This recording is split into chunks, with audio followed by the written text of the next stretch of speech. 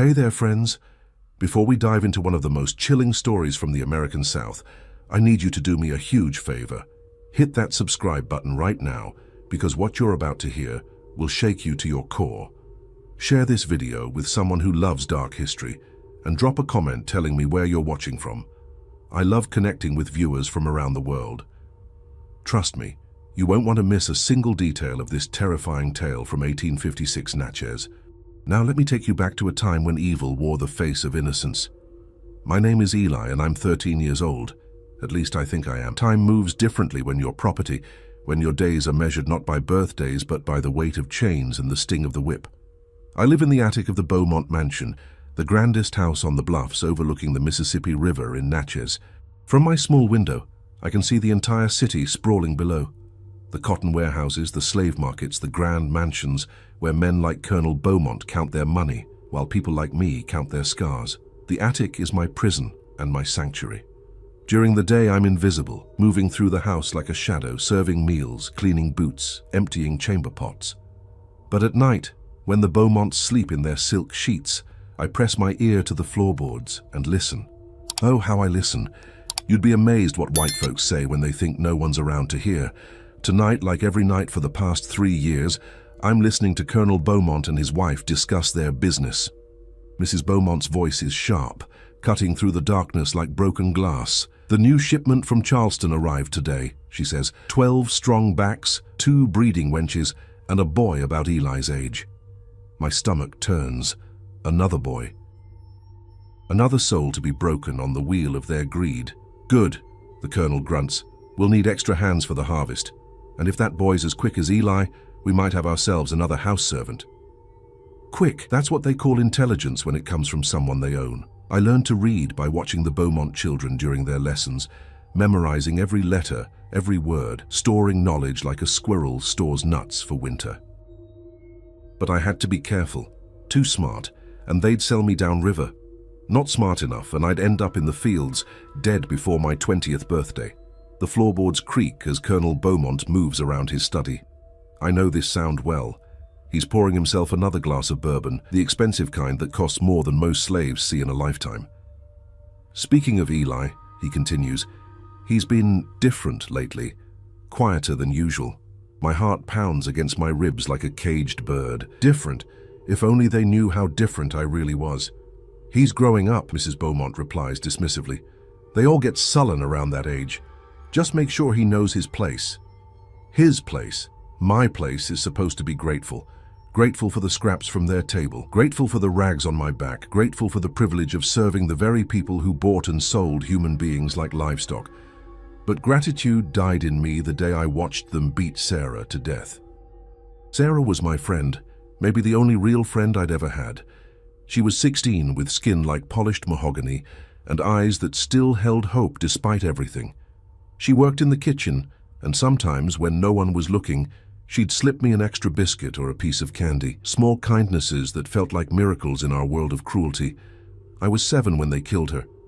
7 years old, hiding behind the kitchen door, watching as Colonel Beaumont's son, Master James, accused her of stealing a silver spoon.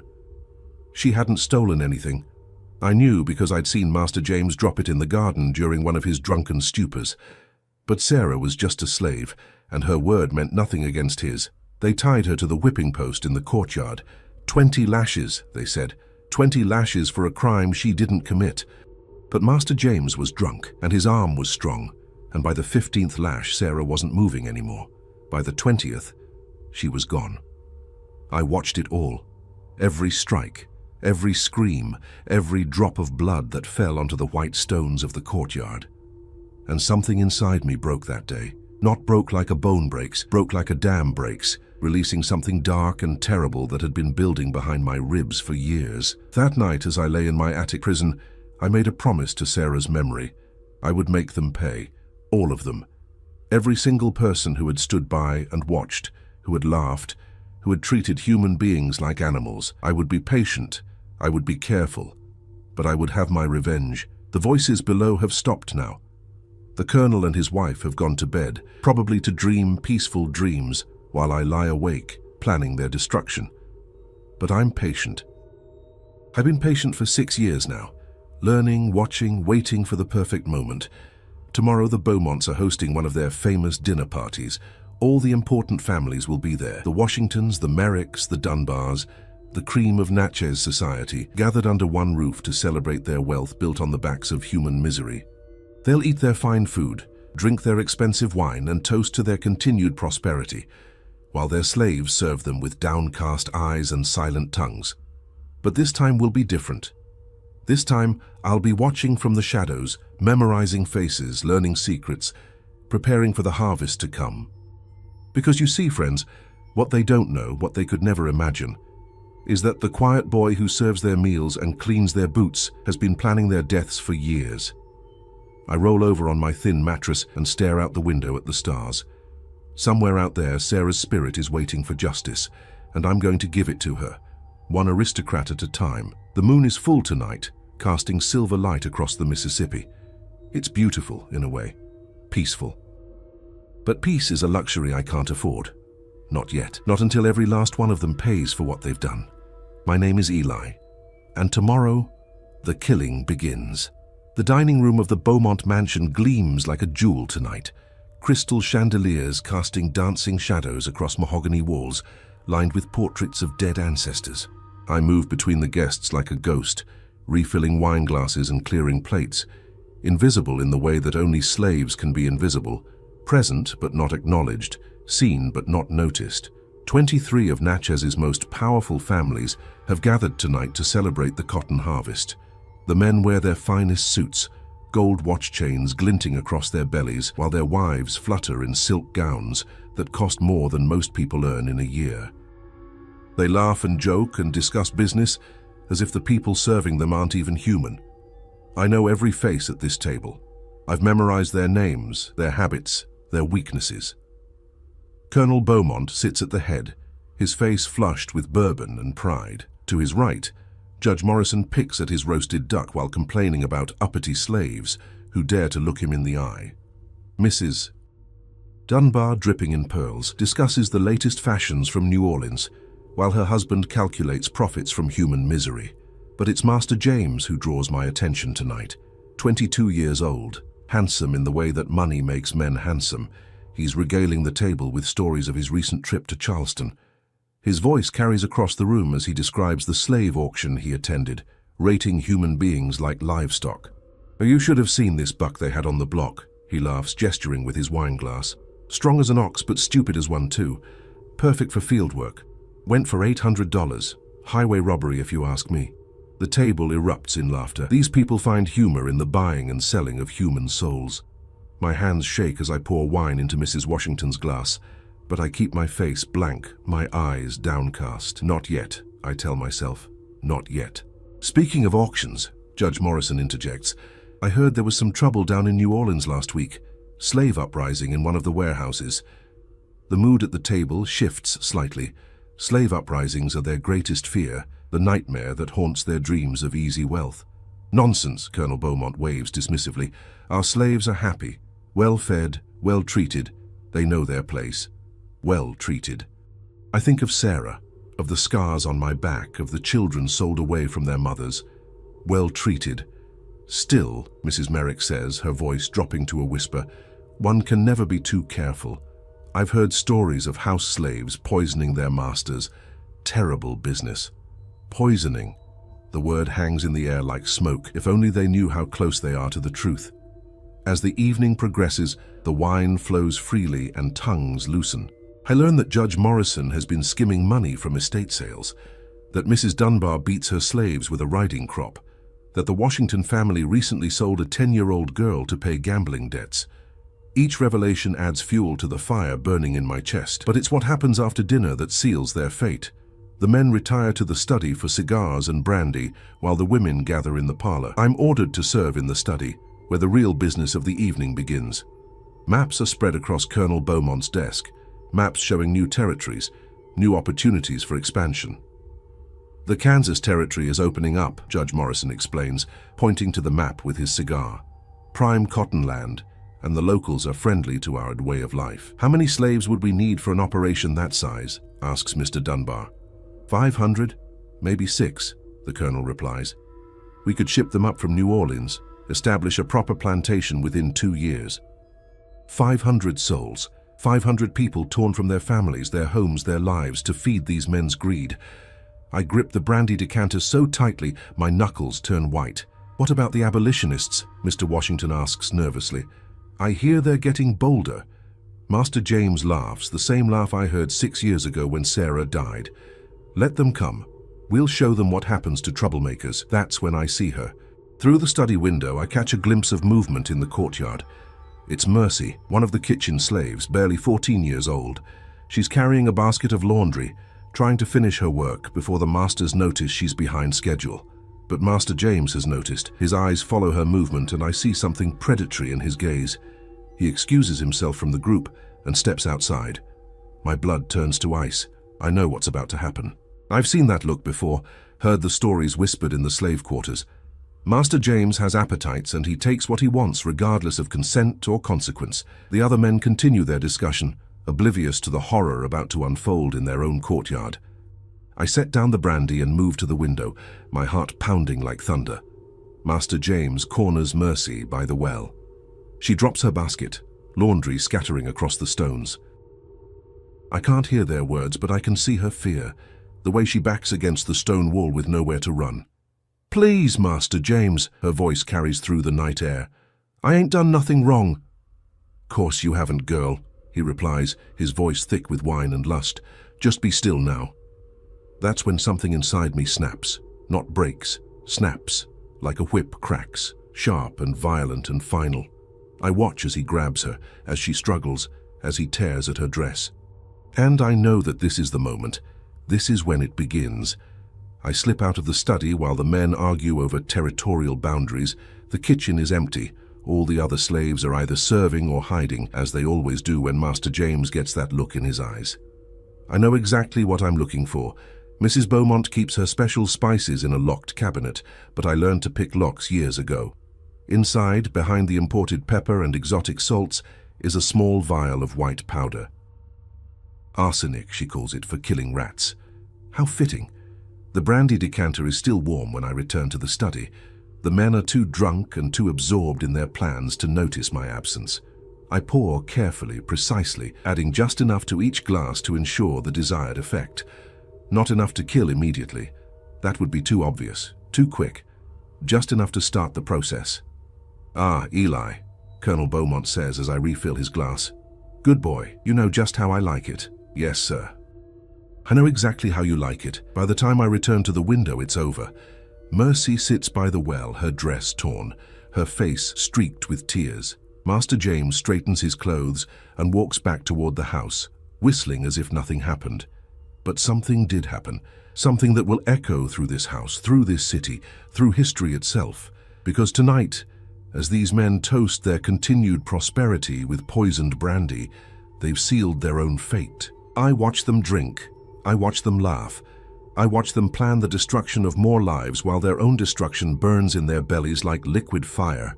The first phase has begun. Sarah's spirit can rest a little easier tonight, knowing that justice is finally coming to Natchez.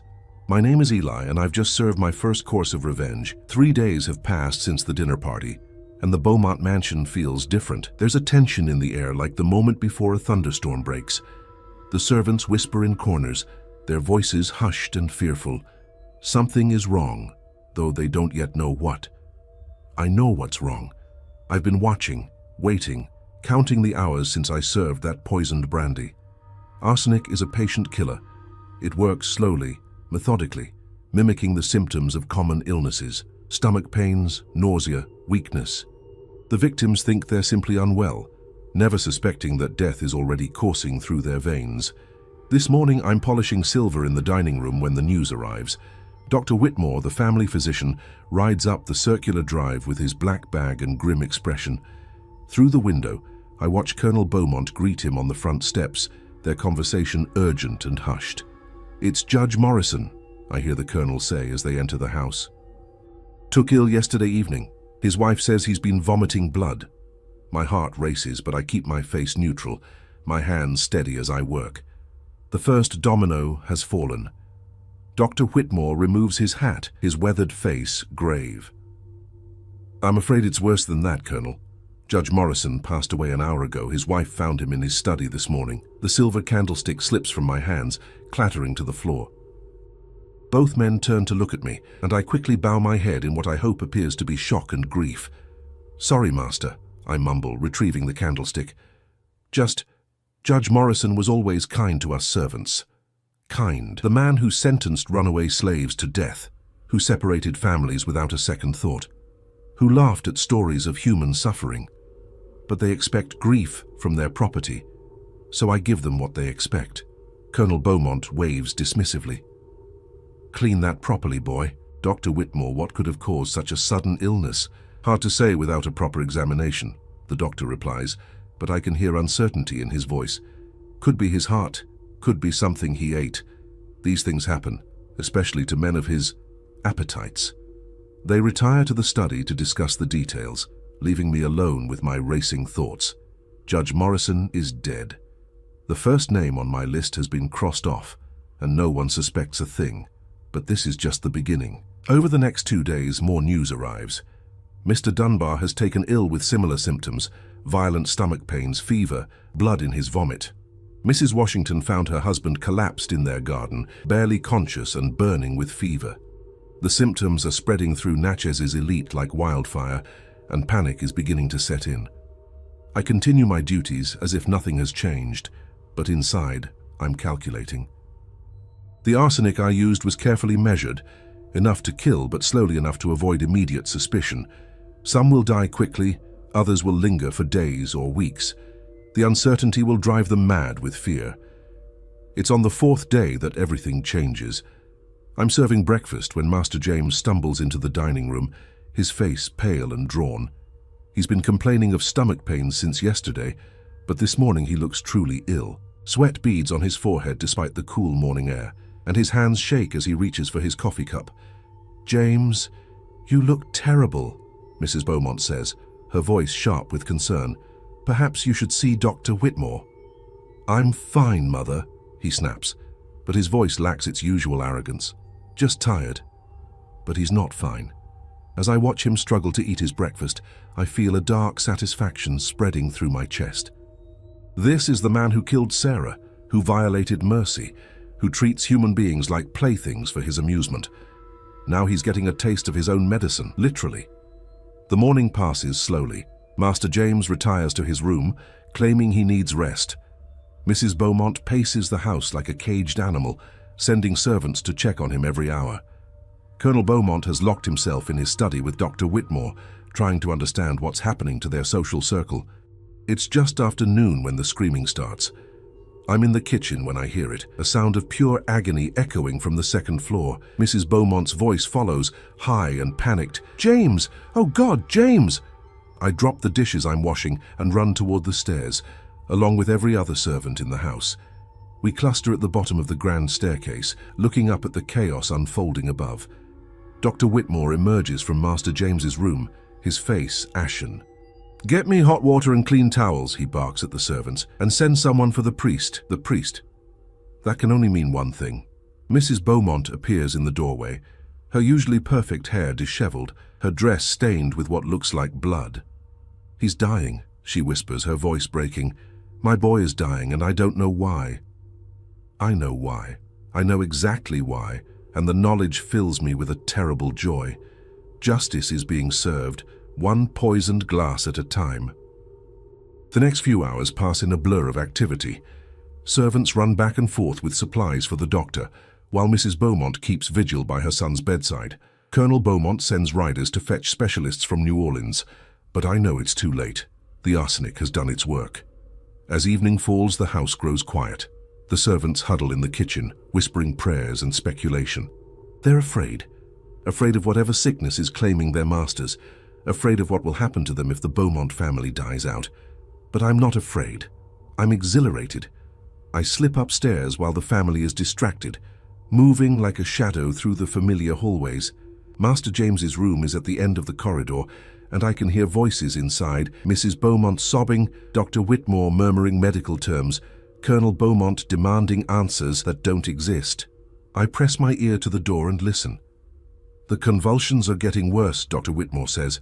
I've given him laudanum for the pain, but there's nothing more I can do. There has to be something, Colonel Beaumont growls. He's my only son. I'm sorry, Colonel. Whatever this is, it's beyond my skill to treat. A long silence, broken only by Mrs. Beaumont's quiet weeping. Then Master James speaks, his voice weak and raspy. The slave boy. Where's the slave boy? My blood turns to ice. Does he suspect? Has he figured it out somehow? Which slave boy? Mrs. Beaumont asks. Eli, I want to see Eli. Footsteps approach the door, and I quickly retreat to the shadows. Colonel Beaumont emerges and calls down the hallway. Eli, get up here, boy. I have no choice but to obey. I walk slowly down the corridor, my heart pounding, trying to prepare for whatever comes next. The room smells of sickness and death, of medicines and fear. Master James lies in his four-poster bed, his skin yellow and waxy, his eyes sunken deep in their sockets. Come closer, boy, he whispers. I approach the bed, keeping my expression neutral. Up close, I can see the full extent of the poison's work. His lips are cracked and bleeding, his breathing shallow and labored. He's dying, and he knows it. I want you to know, he says, his voice barely audible, that I'm sorry. Sorry. The word hangs in the air like smoke. Sorry for Sarah. Sorry for Mercy. Sorry for the countless others he's hurt and humiliated and destroyed. Sorry for what, Master James? I ask, my voice carefully neutral. For everything. The way I... He coughs, blood speckling his lips. It wasn't right. None of it was right. Deathbed confessions. How convenient. How utterly meaningless. You're forgiven, Master James, I lie, because that's what they expect to hear. You just rest now. He nods weakly and closes his eyes. Within the hour, he's dead. The house erupts in grief and chaos. Mrs. Beaumont collapses, overcome with sorrow. Colonel Beaumont rages at Dr. Whitmore, demanding explanations that don't exist. Servants weep and wail, some from genuine emotion, others from fear of what comes next. But I feel nothing but satisfaction. The first blood has been spilled, and it tastes sweeter than I ever imagined. As I help prepare Master James's body for burial, I whisper a promise to his corpse. This is just the beginning. Before I'm done, every family that profited from our misery will know the taste of their own blood. My name is Eli, and tonight, Sarah's killer lies cold in his grave. The harvest has begun. The funeral of Master James Beaumont draws half of Natchez to the cemetery on the bluffs. Black carriages line the road like a procession of crows, their occupants dressed in mourning clothes that cost more than most slaves see in a lifetime.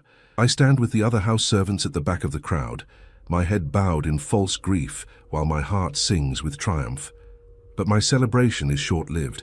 As dirt falls on Master James's coffin, I realize that my work has only just begun. The arsenic was effective, but limited. I used nearly all of Mrs. Beaumont's supply, and the remaining families will be on guard now. Fear has made them cautious, suspicious. I need a new approach, new methods, new allies. That's when I remember the stories whispered in the slave quarters, stories of old Mama Brigitte, the root woman who lives deep in the cypress swamp south of town. They say she knows secrets older than slavery itself, that she can brew potions to heal or harm, that she speaks with spirits of the dead. Most dismiss her as superstition, but I've learned that superstition often hides truth. 3 nights after the funeral, when the moon is dark and the house sleeps, I slip out through the kitchen door and make my way toward the swamps. The night air is thick with humidity and the sound of insects, but I'm not afraid. Fear is a luxury I abandoned long ago. The path to Mama Brigitte's cabin is treacherous, winding through marshland, where one wrong step could mean drowning in black water. Spanish moss hangs from the cypress trees like funeral shrouds, and somewhere in the darkness, an alligator bellows its ancient song. But I press on, guided by instinct and desperation. I smell the cabin before I see it, wood smoke mixed with herbs and something else, something wild and primal that makes my skin crawl. The structure emerges from the mist like something from a nightmare, built on stilts above the swamp water, its walls covered in strange symbols carved deep into the wood. I've been expecting you, child. The voice comes from the shadows of the porch and I nearly jump out of my skin. An ancient woman sits in a rocking chair, so still I mistook her for part of the darkness. Her skin is the color of rich earth, lined with wrinkles that speak of decades spent in this wild place. Her eyes are milky white with cataracts, but somehow I feel like she can see straight through to my soul. "Mama Brigitte?" I ask, my voice barely a whisper. "That's what they call me," she replies, her voice like rustling leaves. "But you can call me Mama. Come up here, boy, let me look at you proper." I climb the rickety steps to her porch, my heart pounding. Up close, she's even more intimidating. Tall and gaunt, with gnarled hands that move like spider legs as she gestures for me to sit. "You the one been poisoning them white folks," she says matter-of-factly. "Don't look so surprised, child. The spirits tell me things. They've been talking about you plenty lately." My mouth goes dry. If she knows, who else might know? "I don't know what you mean, Mama." She cackles, a sound like breaking branches. "Course you do. That Morrison man, he came to me in a dream, screaming about burning in his belly. And that Beaumont boy, Lord, he was mad as a wet cat, cursing your name from the other side." The other side. She speaks of the dead as if they're neighbors who might drop by for tea. Despite my fear, I find myself leaning forward, fascinated. "They deserved what they got," I say quietly. "Oh, I ain't judging you, child," Mama Brigitte replies. "Lord knows they had it coming, but you doing this all wrong, using that white woman's poison like some amateur. You want real power, you got to understand the old ways."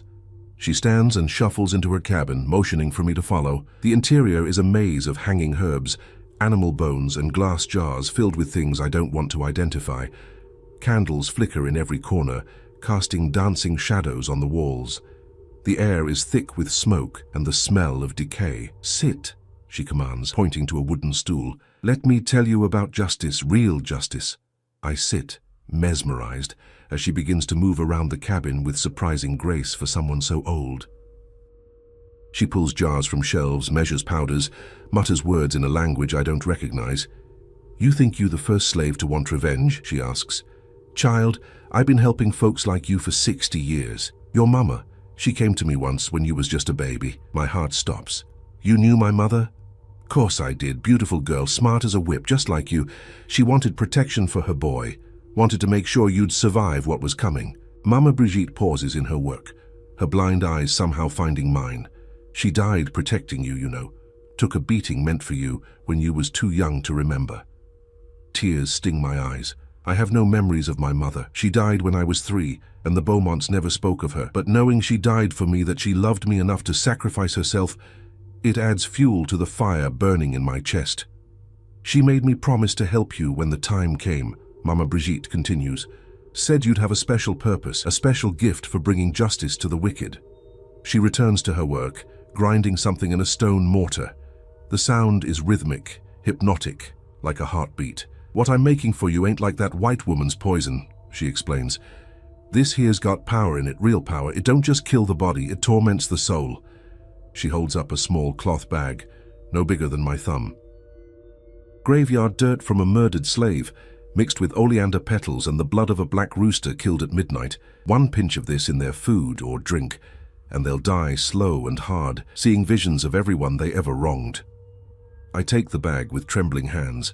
It's warm to the touch, and I swear I can feel something moving inside it, something alive and angry. "But that ain't all," Mama Brigitte says. "You want to really hurt them, you got to understand their fears. These white folks, they terrified of slave uprisings, of losing control. You make them think their own slaves turning against them, and they'll tear each other apart." She reaches into a cabinet and pulls out another bag, this one larger and filled with what looks like ordinary herbs. "This here's for the slaves. Mix it in their food and it'll make them bold, make them remember they're human. Won't hurt them none, but it'll change how they act, how they carry themselves." The implications hit me like a thunderbolt. I don't just have to kill the masters, I can turn their own world against them, make them paranoid and suspicious of everyone around them. "Why are you helping me?" I ask. Mama Brigitte settles back into her chair, her ancient face thoughtful. "Because I seen what's coming, child. The spirits show me things. A great war, brother fighting brother. The whole South burning like a funeral pyre. Your work, it's just the beginning. You stirring up something that been sleeping too long." She reaches out and touches my face with one gnarled finger. Her skin is cold as riverstone. But you got to be smart about it. Can't just go around poisoning folks willy-nilly. You got to make it look natural, make them think it's God's judgment or bad luck or anything except what it really is.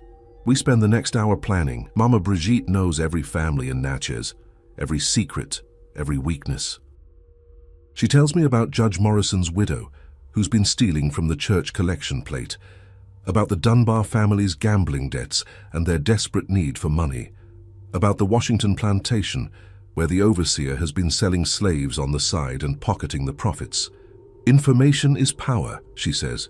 You use what you know about them, and they'll destroy themselves. All you got to do is give them a little push. As dawn approaches, I prepare to leave. Mama Brigitte walks me to the edge of her porch, moving with the careful steps of someone who knows every board by heart. One more thing, child, she says. The spirits, they got a message for you. They say your mama's proud, but she's worried too. This path you walking, it don't end well for most folks who take it. I don't care about endings, I reply. I care about justice. Justice and revenge, they ain't the same thing, she warns. But I reckon you'll learn that for yourself soon enough. I make my way back through the swamp as the sun rises, the 2 bags of powder hidden in my shirt. Behind me, Mama Brigitte's cabin disappears into the mist, like something from a dream. But the weight of her gifts is real, and so is the knowledge she's given me. The masters of Natchez think they're safe now, think the worst is over. They're wrong. I have new weapons now, new allies, new understanding of the power that flows through this dark land. My name is Eli, and I've just learned to speak with the voices of the dead. The real war is about to begin. 2 weeks have passed since my visit to Mama Brigitte, and Natchez has become a city of whispers and shadows. The mysterious deaths continue to spread through the aristocracy like a plague, but now there's something else, something that has the masters more frightened than any disease. Their slaves are changing. It started small, almost imperceptible. A house servant looking a master directly in the eye instead of keeping their gaze downcast. A field hand walking with their shoulders straight instead of hunched in submission. Kitchen workers humming spirituals with voices that carry defiance instead of resignation. I've been careful with Mama Brigitte's second gift, the herbs that awaken courage in enslaved hearts. Just a pinch mixed into the communal meals, just enough to remind my people that they are human beings, not property. The change is subtle but profound, like watching flowers bloom after a long winter. But it's the other gift, the death powder, that's doing the real work. Mrs. Dunbar was the second to fall. I slipped the powder into her morning tea while serving breakfast, watching as she complained about the uppity behavior of her house slaves.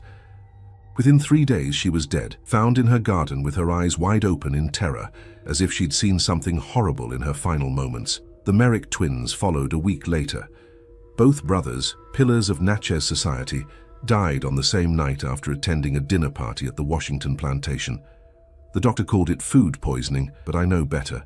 I know they died seeing the faces of every slave they'd ever tortured, every family they'd torn apart. Now as I stand in the kitchen of the Beaumont mansion preparing for another dinner party, I can feel the fear that permeates this house like smoke. Mrs. Beaumont has aged 10 years in the past month, her hair gone grey with worry, her hands shaking as she gives orders to the servants. Colonel Beaumont has taken to carrying a pistol everywhere, jumping at shadows and suspicious of everyone. "Eli?" Mrs. Beaumont calls from the doorway, her voice sharp with anxiety. "Come here, boy." I set down the silver I'm polishing and approach her, keeping my expression neutral. She studies my face with the intensity of someone looking for signs of treachery, but all she sees is the same quiet, obedient slave who's served her family for years. "The guests will be arriving soon," she says.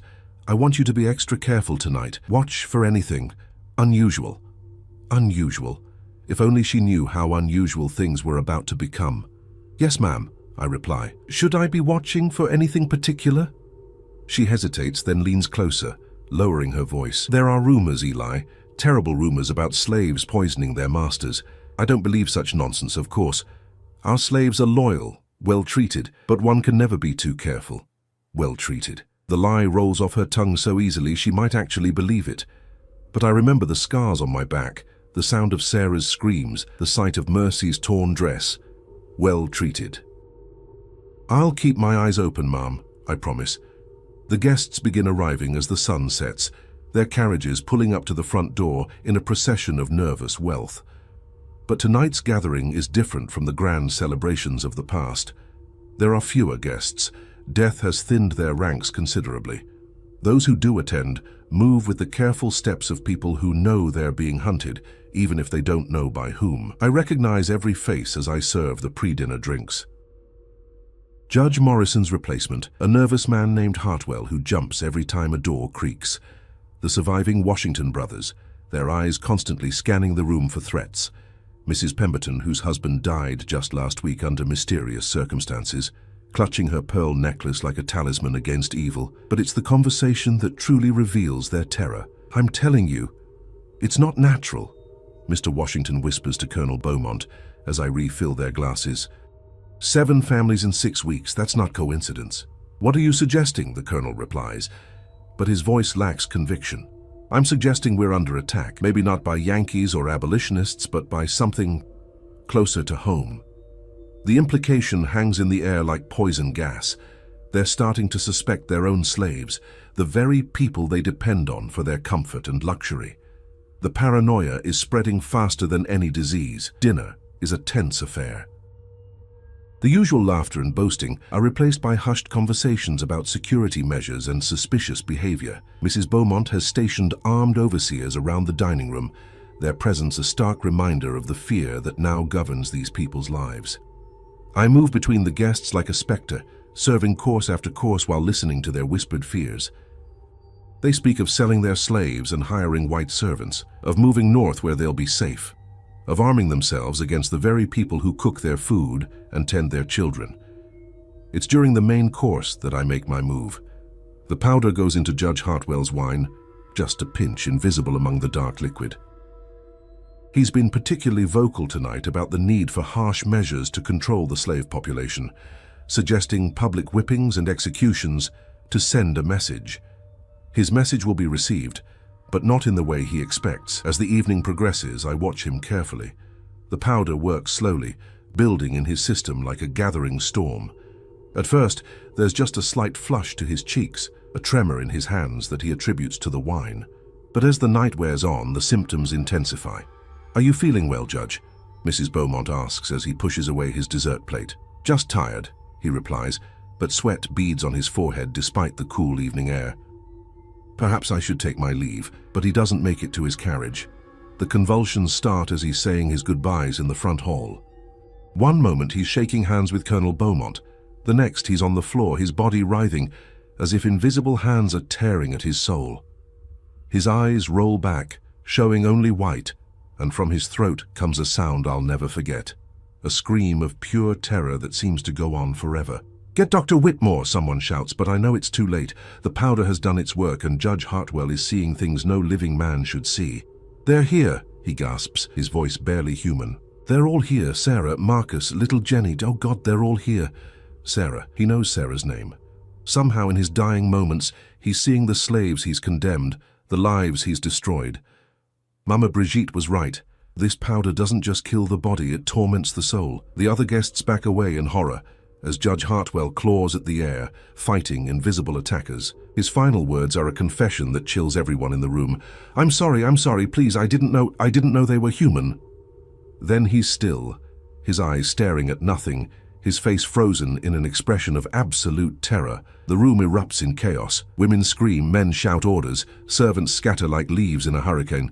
But through it all I remain calm, helping to move the body, comforting the hysterical guests, playing my role as the faithful slave. But inside I'm celebrating. Another name crossed off my list, another monster sent to face the judgment of his victims. As the guests flee into the night, their carriages racing away from the cursed Beaumont mansion, I help clean up the aftermath. Mrs. Beaumont sits in her parlor, staring at nothing, while Colonel Beaumont paces like a caged animal.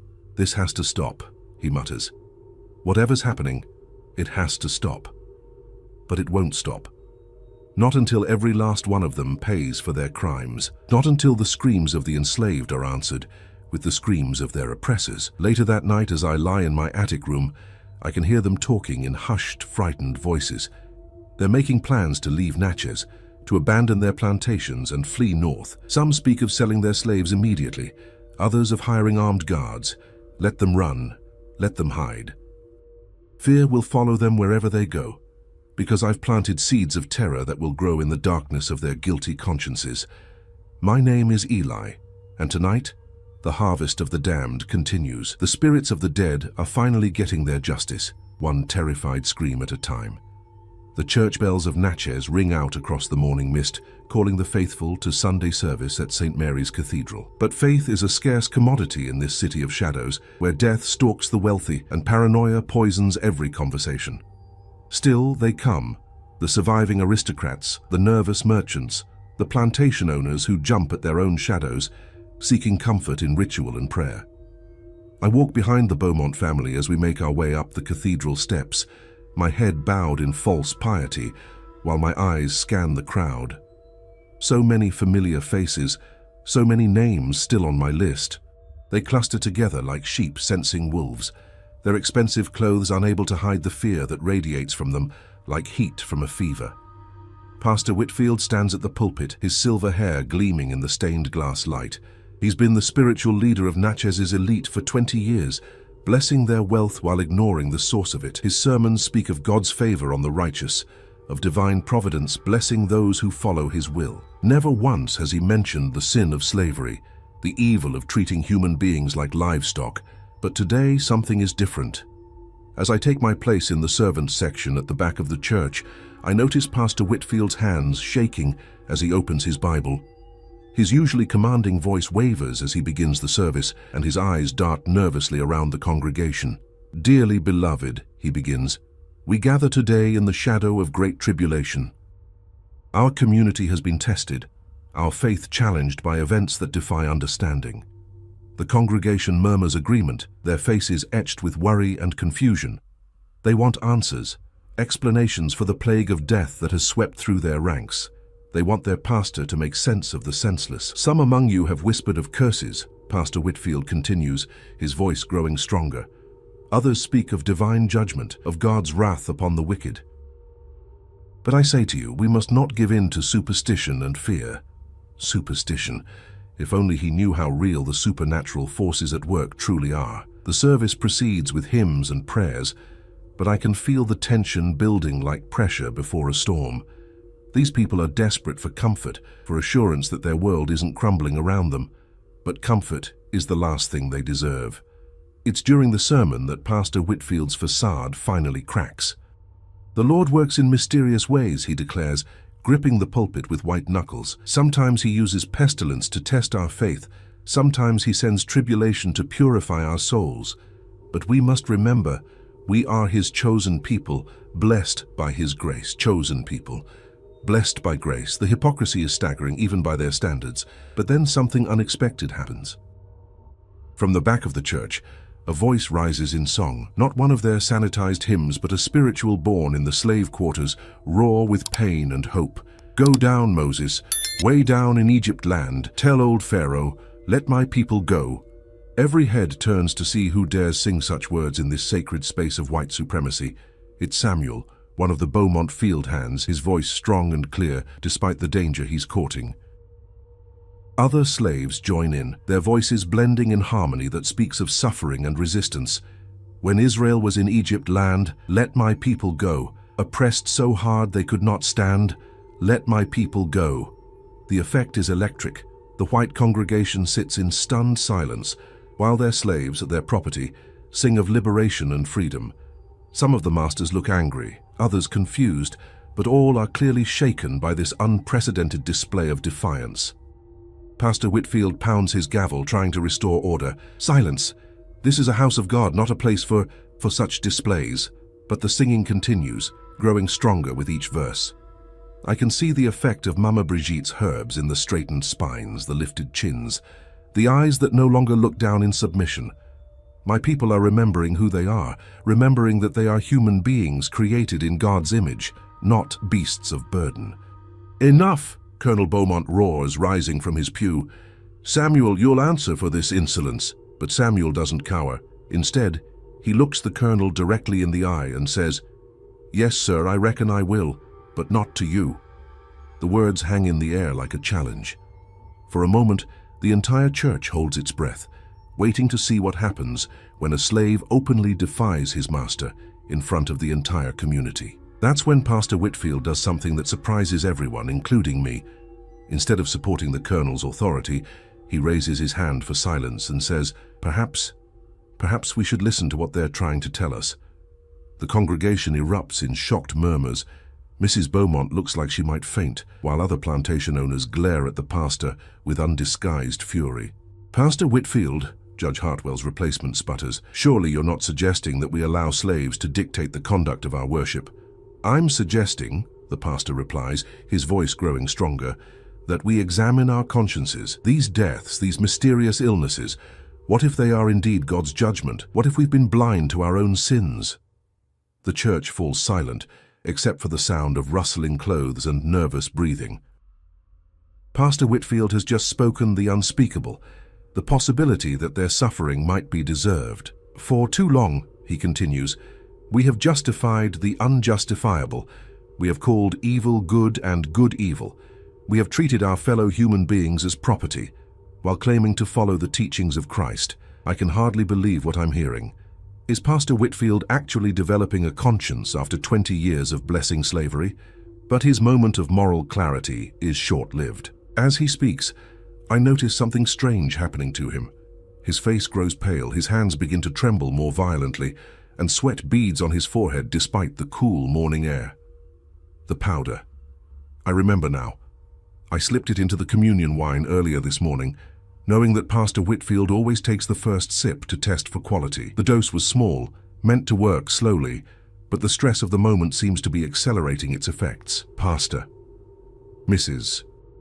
Beaumont calls out, concern replacing her earlier shock. "Are you feeling well?" Pastor Whitfield grips the pulpit tighter, his knuckles white with strain. I'm fine. Just the weight of truth can be heavy sometimes." But he's not fine. As I watch, his eyes begin to take on the glassy look I've seen before, the look of someone beginning to see beyond the veil of the living world. "They're here," he whispers, his voice barely audible. "They're all here, watching us." "Who's here?" Colonel Beaumont demands, rising from his seat. Pastor Whitfield's eyes scan the empty air above the congregation, seeing things that only he can perceive. "The dead, the ones I blessed into bondage. They're standing right behind you, all of you." The congregation begins to shift nervously, some looking over their shoulders as if they might actually see the spirits Pastor Whitfield is describing. "Sarah," he continues, his voice growing stronger. "Sweet Sarah, barely 16 when they beat her to death. She's standing right there behind Master James's empty pew. And Marcus, sold away from his children, he's here too. And little Jenny, worked to death in the cotton fields before she saw her 10th birthday." The names hit the congregation like physical blows. These aren't abstract concepts or distant memories. These are specific people, specific crimes, specific sins that Pastor Whitfield has witnessed and blessed over the years. "Pastor, please," Mrs. Beaumont pleads. "You're frightening the children." "Good," he shouts, his voice echoing off the cathedral walls. "They should be frightened. We all should be frightened. Do you know what they're saying, these spirits? They're saying the judgment has already begun." That's when the convulsions start. Pastor Whitfield's body jerks violently, as if invisible hands are shaking him. He falls to his knees behind the pulpit, his face contorted in agony. "I can see them all," he gasps. "Every slave I blessed into bondage, every family I helped tear apart. They're showing me, oh God, they're showing me what we've done." The congregation erupts in panic. Some flee toward the exits. Others fall to their knees in prayer. Still others simply sit in stunned silence. But I remain calm, watching as another name is crossed off my list. Pastor Whitfield's final words are a confession that will haunt this community for generations. The boy. The slave boy. He's the instrument of God's wrath. He's the angel of death come to harvest the wicked. Then he collapses, his body still, his eyes staring at the cross above the altar. In the chaos that follows, no one notices me slip away from the church. But as I walk through the streets of Natchez, I can hear the bells tolling. Not for worship now, but for the dead. Pastor Whitfield's words echo in my mind. The angel of death, come to harvest the wicked. Perhaps that's what I am. Perhaps that's what I've always been, even before I knew it myself. My name is Eli, and today even God's house has acknowledged my purpose. The truth has been spoken under the altar, and there's no taking it back. The soldiers arrive on a Tuesday morning, their blue uniforms stark against the autumn mist rolling off the Mississippi. I watch from my attic window as they march up the main street of Natchez, their boots keeping perfect time on the cobblestones. 20 men, maybe 30, led by a captain whose face is hard as granite and twice as cold. Word spreads through the city like wildfire. The federal government has finally taken notice of the mysterious deaths plaguing our aristocracy. They've sent investigators, they say. Men trained to uncover the truth behind what the newspapers are calling the Natchez Plague. But I know better. These aren't investigators, they're hunters, and I'm their prey. 3 months have passed since Pastor Whitfield's dramatic confession in the cathedral, and the death toll has continued to climb. 17 families have been touched by my justice, their patriarchs and matriarchs falling one by one to Mama Brigitte's deadly gifts. The survivors huddle in their mansions like rabbits in a warren, afraid to eat, afraid to drink, afraid to trust anyone, especially their slaves. The irony isn't lost on me. For the first time in their lives, these masters know what it feels like to live in fear, to wonder if each day might be their last. It's a taste of the terror they've inflicted on my people for generations, but their fear has made them dangerous. Last week, Colonel Beaumont ordered the public whipping of 3 house slaves claiming they'd been acting suspicious. The week before, Mrs. Washington had her entire kitchen staff sold downriver, replacing them with new slaves from Charleston who didn't know the local customs or connections. The paranoia is eating them alive from the inside, which is exactly what I intended. But now, the soldiers are here and everything is about to change. I slip down from the attic and make my way to the kitchen, where the other servants are gathered around the window, watching the military procession with wide eyes and hushed voices. "What you think they want?" whispers Mary, the cook who replaced poor Sarah all those years ago. "Same thing they always want," replies Samuel, his voice bitter with experience, "to protect white folks from us dangerous slaves. But I know it's more specific than that. These soldiers aren't here to maintain order, they're here to find me. Somehow, someone has connected the dots, traced the pattern of deaths back to their source. The question is, how much do they know? I get my answer that afternoon when Captain Morrison, no relation to the dead judge, arrives at the Beaumont mansion with a warrant to search the premises. He's a tall man with steel-grey eyes and the bearing of someone accustomed to command. But there's something else in his expression, something that looks almost like respect. "Colonel Beaumont," he says, as Mrs. Beaumont serves tea in the parlor. "I'll be direct. We have reason to believe that the deaths in your community are not natural occurrences." Colonel Beaumont's hand shakes as he sets down his teacup. "What are you suggesting, Captain?" "I'm suggesting that someone has been systematically poisoning the leadership of Natchez. Someone with access to your homes, your food, your trust. The implication hangs in the air like smoke." Mrs. Beaumont's face goes white, while the Colonel's jaw tightens with barely controlled rage. "So you think it's one of our slaves?" Mrs. Beaumont whispers. "I think it's one slave in particular," Captain Morrison replies. "A house servant, probably young, definitely intelligent. Someone who's been watching, learning, planning for years." My blood turns to ice. They know. Somehow, impossibly, they know. "That's preposterous," Colonel Beaumont blusters. "Our slaves are loyal, well-treated." "They would never—" "Colonel," Captain Morrison interrupts, "in the past 6 months, 56 members of Natchez's elite have died under mysterious circumstances. The only common factor is that they all employed house slaves. More specifically, they all had contact with slaves who had access to their food and drink. 56. I hadn't been keeping count, but hearing the number spoken aloud sends a thrill of dark pride through my chest. 56 monsters sent to face the judgment of their victims. "What do you intend to do?" Mrs. Beaumont asks, her voice barely a whisper. "We're going to question every house slave in the city," Captain Morrison replies. "Starting with this household, the interrogations begin immediately." One by one, the servants are called into the study, where Captain Morrison and his men ask pointed questions about their duties, their access to food preparation, They're observations of unusual behavior among their fellow slaves. I'm called in last, which tells me they've saved the best for last. As I enter the study, I can feel their eyes on me, studying my face, my posture, my reactions. But I've been preparing for this moment my entire life. I know how to be invisible, how to be overlooked, how to be exactly what they expect a slave to be. "Eli, isn't it?" Captain Morrison says, consulting a notebook. "Yes, sir," I reply, keeping my eyes downcast. "You've been with the Beaumont family for 10 years?" "Yes, sir, since I was small." "And your duties include serving meals, cleaning, general household work?" "Yes, sir." He studies me for a long moment, and I can feel him trying to see past my carefully constructed facade. But all he sees is a quiet, obedient slave boy, exactly what I want him to see. "Have you noticed anything unusual lately, Eli? Any strange behavior among the other servants? Anyone acting differently?" This is my chance. I could deflect suspicion onto someone else, sacrifice another slave to save myself. It would be easy, expected even, but I won't. I've killed monsters, not innocents. "No, sir," I say simply. "Everyone's been scared, what with all the dying and such, but nothing unusual." Captain Morrison makes a note in his book. "What about access to the kitchen? Do you help with food preparation?" "Sometimes, sir, when cook needs help carrying things or cleaning up." "And you've served at dinner parties, had access to the wine, the food?"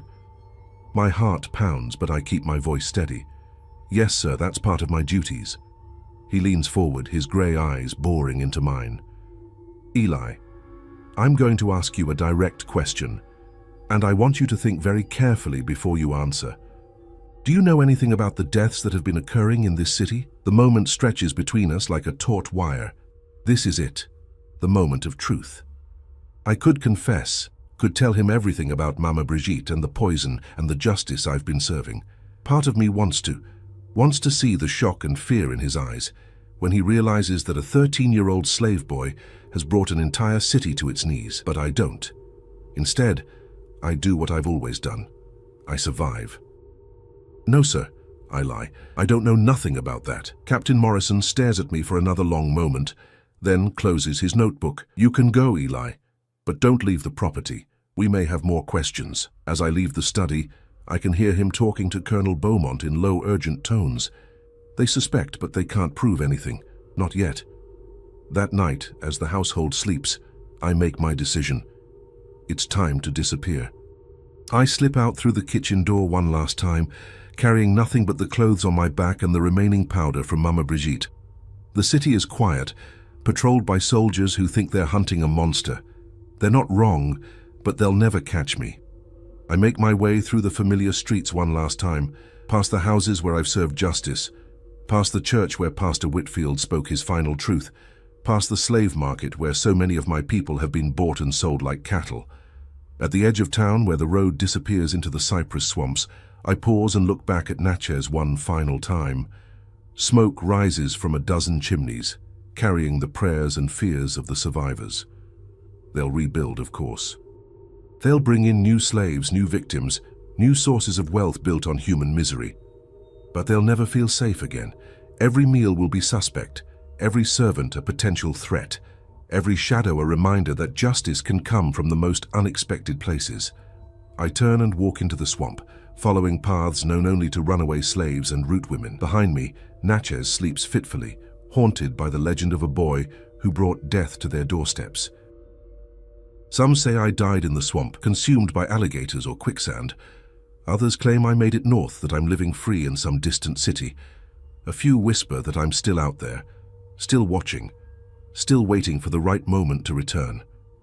They're all wrong and they're all right. My name is Eli and I am become legend. In the slave quarters of a dozen cities, mothers tell their children stories of the boy who fought back, who made the masters pay for their cruelty. In the nightmares of plantation owners across the South, I am the shadow at the dinner table, the poison in the wine, the reminder that evil always finds its reckoning. The war that Mama Brigitte predicted is coming. I can feel it in the wind, see it in the growing tensions between North and South. When it arrives, when brother fights brother, and the whole South burns like a funeral pyre, they'll remember my name. They'll remember that it all started with a 13-year-old slave boy who who refused to accept that justice was only for white folks. 56 aristocrats fell to my hand, but my real victory was something else entirely. I showed my people that we don't have to accept our chains, that we can fight back, that we are more than property. I am Eli, the boy who brought justice to Natchez. I am the whisper in the wind, the shadow in the corner, the reminder that evil always pays its debts. And somewhere in the cypress swamps, where the spirits of the dead dance in the moonlight, I'm still watching, still waiting, still ready to serve justice to those who think themselves above it. The legend of Eli has only just begun.